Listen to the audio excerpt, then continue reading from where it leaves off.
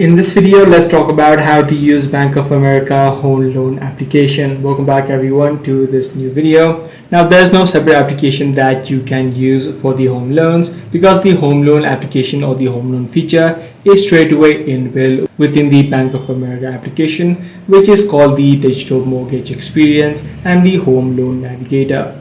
So what you need to do first of all is apply for the loan or the mortgage, which you'll be able to find within the Bank of America application. As I said, the home loan feature should be available within menu. So just head over to the menu on the top left and make sure that you find the home loan section where you need to fill out a pre-application form so that you can apply to your mortgage. Once everything is complete and once you have applied, you need to complete a to-do list, which you would be able to find once the application is complete, and you'll also need to upload a document. So you'll need to upload a document by taking a picture such as your tax returns, your pay stubs, as well as your bank statements. Once everything is done and once you have signed your document digitally, you'll be able to manage your existing mortgage account. So this is the exact way that you apply and use your home loan application or use the home loan or the mortgage feature within Bank of America.